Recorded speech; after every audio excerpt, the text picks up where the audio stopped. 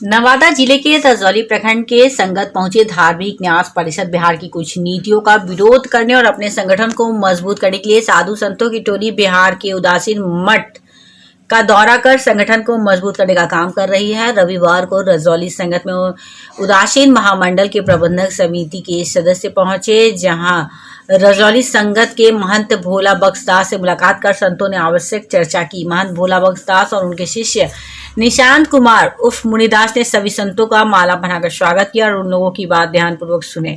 उन्होंने कहा कि महामंडल का जो भी निर्णय होगा मैं उसके साथ हूँ। महामंडल प्रबंधक समिति के सचिव स्वामी जगदीश स्वरूप जी ने कहा कि धार्मिक न्यास परिषद बिहार सरकार हमारे संगत मठ मंदिर के पूर्ण अधिकार को खत्म कर हमारे परंपरा के विरुद्ध काम कर रही है, जो गलत है। उसी को लेकर जगह जगह उदासीन मठ में साधु संतों को जागरूक करने की बैठक की जा रही है। इस बैठक में मुख्य रूप से मुजफ्फरपुर के महंत स्वामी हरेंद्र आनंद जी, हिलसा में महंत कृष्णादास, तारापुर से महंत सागर दास, मधुबनी से महंत पंचम दास के अलावा गणेश दास, रामचरण दास, स्वामी विवेक मुनि जी, परमेश्वर दास, दयानंद मुनि, प्रकाश दास के अलावा कई साधु संत अपने संगठन की परंपरा बचाने के लिए रजौली संगत पहुंचे थे। रजौली संगत में पत्रकारों को बताया कि प्रवक्ता उदासीन महामंडल प्रबंधक समिति सह प्रभारी विश्व हिंदू अखाड़ा समिति के महंत दयानंद मुनि ने बताया कि मंदिरों की रक्षा के लिए सड़क से सदन तक उतरने का आह्वान किया। महंत ने बताया कि हिंदू धर्म स्थल मठ मंदिर संगत और गुरुद्वारों पर हावी सरकार की परंपरागत रीति रिवाज और मान्यता को ठोकर मार दी है। सभी साधु संतों के आश्रम मठ मंदिर संगत विभिन्न प्रकार के धर्म स्थल हो, जिसे साधु संतों ने अपना निवास स्थान, पूजा पद्धति, जन कल्याण हेतु वर्षों पहले स्थापित किया था। सरकार उन परंपराओं को खंडन कर रही है। बिहार सरकार धार्मिक न्यास परिषद और बिहार सरकार के अधिकारियों द्वारा दिए गए बयान से स्पष्ट होता है कि बिहार में हिंदू धर्म के परंपरागत साधु संतों को महंत की परंपरा से वंचित केवल न्यासधारी और ट्रस्ट के रूप में काम करना होगा। मठ की गरिमा और उनके ऊपर का विश्वास के साथ मठ मंदिर की भूमि को राष्ट्र की संपत्ति बताने का निर्णय लिया गया है। महंत दयानंद मुनि ने कहा कि सरकार का रवैया पैसा कमाना है, ना कि साधु संतों की सुरक्षा। 40 वर्षों में किसी भी मठ मंदिर का कोई विशेष व्यवस्था न्यास परिषद या बिहार सरकार ने नहीं किया, ना ही बिहार के साधु संतों को सरकार की कोई विशेष योजना प्राप्त है। बड़े बड़े संगत मठ आज खंडहर में तब्दील हो गए हैं। मैं सरकार से आग्रह करता हूं कि साधु संतों को निवास स्थान को सुरक्षित रखा जाए और हम लोग अपने परंपरा को चलाने में कामयाब रहें। जी सर जी, अपना परिचय बताया जाए। जी, मेरा नाम महंत दयानंद मुनि, प्रवक्ता उदासीन महामंडल प्रबंध समिति, प्रदेश प्रभारी सरदर्शन विश्व अखाड़ा परिषद। आज हमारे उदासीन महामंडल प्रबंध समिति के विशेष कार्यकारिणी समिति के और कार्यकारिणी समिति के और हमारे दक्षिण बिहार प्रांत के सभी साधु संत महंत और अखाड़ा, पंचायती अखाड़ा, बड़ा उदासीन से आए हुए संत महंत मुकामी लोग उपस्थित हैं। विषय यह है कि हम लोगों का बहुत सदियों से ये हमारा उदासीन मठ था और यहाँ हमारे करीब 10-20 पीढ़ी संत जो है यहाँ रहे हैं। संत महंत की परंपरा रही और आज ये धार्मिक न्यास बोर्ड के अधीन है आश्रम और इसकी धार्मिक न्यास परिषद कोई व्यवस्था नहीं किया। और महंत रतन बख्शदास और भी कुछ संत ऐसे थे जिनके शरीर देहावसान के बाद किसी का महंत पद नहीं नियुक्त हुआ।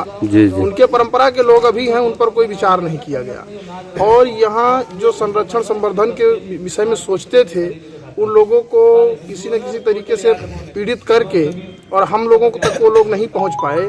यहाँ एक सिखों ने अपना एक अधिपत्य जमाने का प्रयास किया और उन्होंने उदासीन महामंडल प्रबंध समिति का आश्रम जो हमारे उदासीन परंपरा का है, ये यहाँ बहुत सारे ऋषि मुनि आए हैं। पहले हमारे मठ मंदिर आश्रम गुरुद्वारे में क्या होता था, लोगों को आना जाना ही एक संतों का एक दूसरे का मुख्य केंद्र था। उसको हम लोग भ्रमण या रम्मत कहते हैं।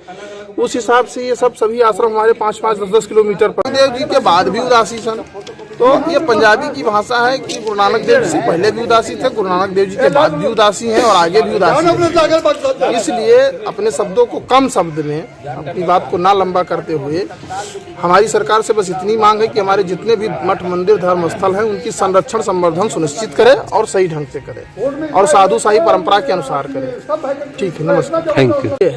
ये रजौली संगत जी, आप लोग आज रजौली संगत में आए हैं जी, इसके लिए विशेष थोड़ा कुछ जानकारी दिया। विशेष ये है कि ये जो है बाबा श्रीचंद जो गुरु नानक देव जी के बड़े पुत्र थे जी, उनकी मूर्ति यहाँ करीब बहुत पुरानी, उनके समय की भी, उनका समकालीन भी यहाँ आना जाना माना जाता है।